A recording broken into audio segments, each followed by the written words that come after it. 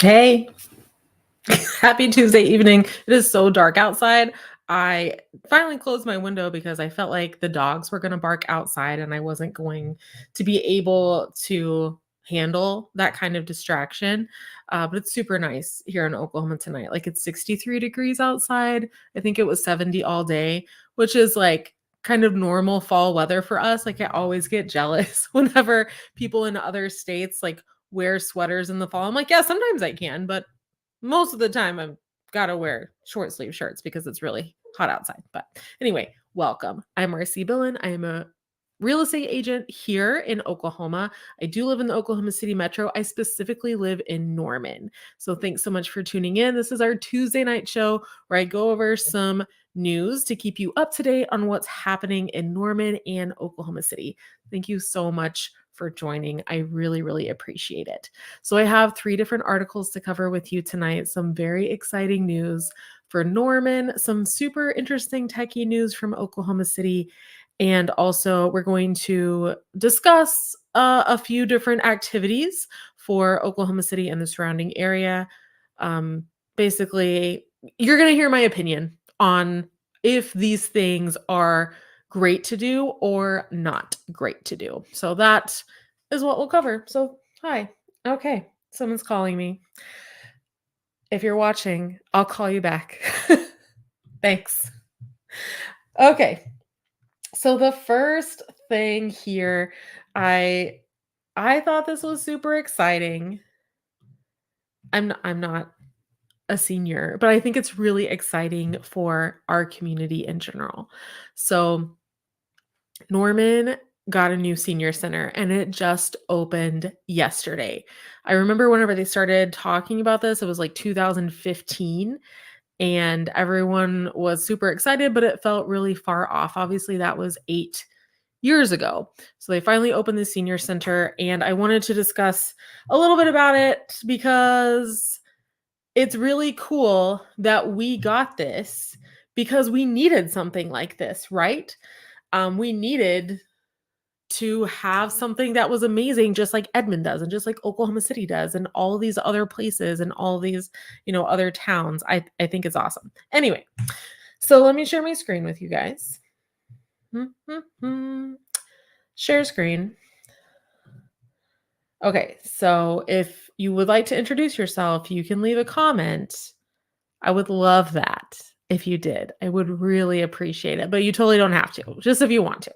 Thank you. All right, here's what we've got. So Norman Transcript, which is the Norman newspaper. So if you guys are wondering like where I get my sources and where I see this info, I get it from everywhere. I prefer print. I don't really like watching the news. And this is KOCO 5, Channel 5, which apparently is ABC. I don't watch the news very much, but this one, it had just like a better article about what was going on here with the senior center. Okay. To move my screen over there. So this thing is 30,000 square feet. And they loved to say this in the article, but Norman hasn't had a new recreation center since 1975. And I can definitely attest to that because I work out at the YMCA, which is super close to my house because it's on like the airport property, Max Westheimer. And like, it's great because it has everything that I need. It has a sauna, which I love, it has a track, it has a pool, has a hot tub, it has a weight center, has all these things, but y'all, it's old. It's really old. So know that. So to have this new center is really awesome. Okay, so they spent $14 million on this center, and they don't have too many photos in here, but it does have a heated saltwater pool, which is awesome. It has a teaching kitchen. So there's cooking classes for like beginners all the way up to advanced. Has a weight training room. I feel like there was something else on my list of things that it had that I'm missing for you guys. Classrooms. So they have a lot of art classes there, including pottery, which I think is really cool because I really like art. But it's such a great way to spend your time. So my mother-in-law likes to go to Tai Chi, so that's what she will probably be doing at the a senior center. So I'm excited for that for her. So I'm excited to become the age that I need to be, which I'm not really sure what age that is to go to the senior center, but we'll see. Sweet. All right, moving on. Let's move on. Let me see if no one left a comment for me yet. I feel sad. All right, next thing, sheriff's sale. People ask me about like sheriff's auctions a decent amount. I have not, I'll just be honest with you. I have not personally been to a sheriff's auction in Cleveland County. My understanding is they take place on Tuesday mornings at 10 a.m.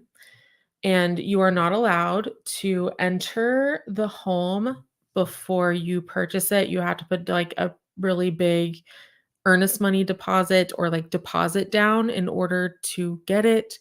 It's really easy to be outbid, but most like the biggest problem is like the timing of it, like getting there on a Tuesday morning. Like what? Like what's going on? So I thought this was so interesting. Like my mouth kind of dropped open whenever I saw this. But basically what it is it's the Oklahoma County, which is where Oklahoma City mostly resides. Oklahoma City is in multiple counties, not just Oklahoma County. But this is specifically for Oklahoma County, but they have moved their sheriff's auctions, their foreclosure auctions to online only.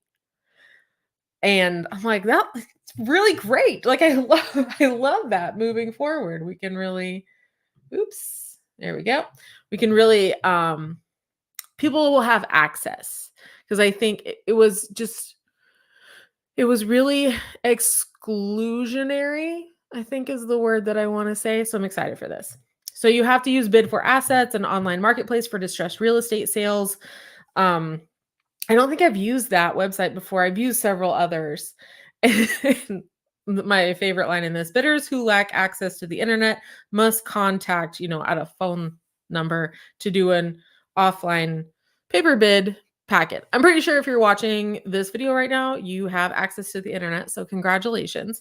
If you need help with this or have more questions about foreclosures, you can call me. I will tell you, there's not very many. Like the next funny part from this article is let's see, prospective bidders, you have to, sign up, etc. The homes to be auctioned this next Tuesday, today, I believe, they were 6905 Eagles Landing and 1901 Northeast 66th. Yeah, there were only 2. We're not seeing very many foreclosures right now. I see one every once in a while when I'm thumbing through the MLS, but not very many. So if you're wondering, there's not very many. Fantastic. Okay, let's move on to activities in Oklahoma City. The Oklahoman, which is probably my favorite newspaper in Oklahoma, it's technically based in Oklahoma City. They put out this article, which I thought was very timely and excellent. So it says, want to impress your out-of-town guests? Here's where to take them in Oklahoma City. So I'm in a lot of Facebook groups, and these questions are asked all the time. Like, where do I take people? Where do I take people? Because, whenever we live in a space, like we don't go and do things as much as people who are visiting. So making like an itinerary for like, oh, how am I going to entertain my friends or my relatives can be a little bit tough. So let me go through these with you, the things that they said, and we'll like kind of, underrated, overrated. I'll tell you how long they may take to do also, depending of course on how many people and like what your interests are. So the first thing they mentioned was the Bone Museum, the Museum of Osteology. I don't think a lot of people know that we have this. I'll be honest with you, I have not gone. All of my friends that have children have gone to this. I do not have children. So it is a bone museum, and you can see some of the photos here. I hear it's cool. Oh, they have a cat. So that would definitely, yeah, that's amazing. So I know that kids really like it.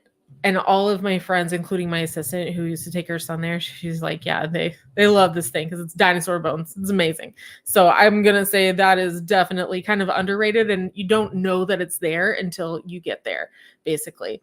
It is off 240 and Sunny Lane, or 240 and I-35 and Sunny Lane Road. So it's kind of in southeast Oklahoma City, not a place that has like a ton of other things. It kind of sits off by itself. So I guess the cat is named Sir Indiana Bones. That's kind of cute though. I kind of like that. So admission is $13 for adults, $11 for kids, and children under 3 are free. So that's helpful. Nice.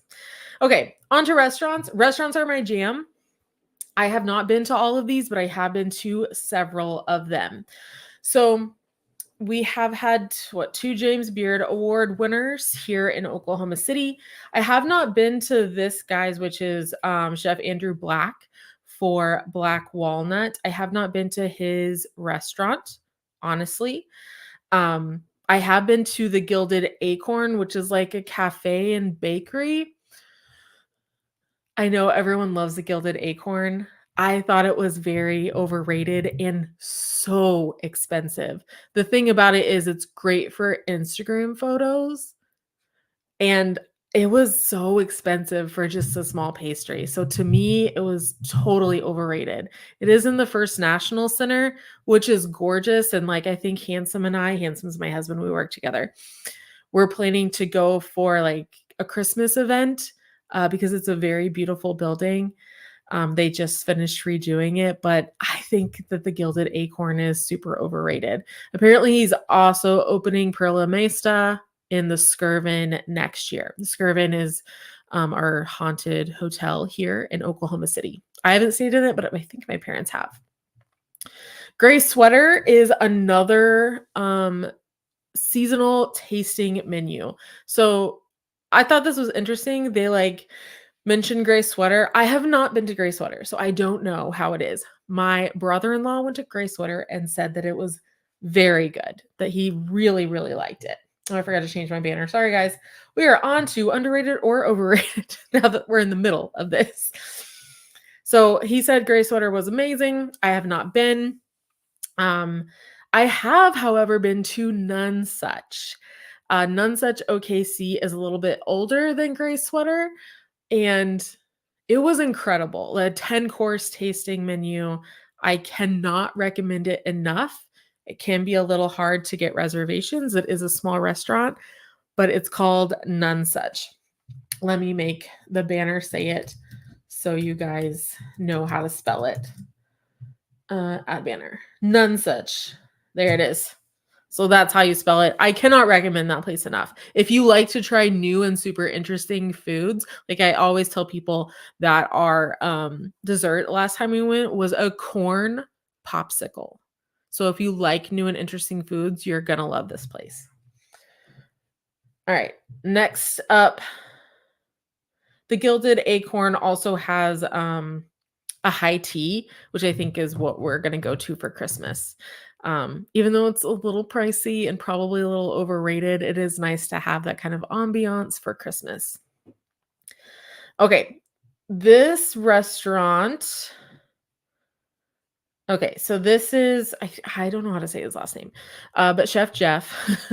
He is also a finalist for the James Beard Award, and it's a Laotian restaurant. We have been before, and it was a top 20 Bon Appetit restaurant in 2022. I think this is underrated. I really like the ambiance in this place. Just drove by it this morning, had breakfast just down the street from it. And I think the only thing that'll turn people away is like, if you don't like spicy food, then you should not go to this Laotian restaurant. So Maralao is the name of the restaurant, and it means come eat. So it is casual. I really like the ambiance outside. The drinks are really good. Very spicy. Very spicy. Just know that. Sweet.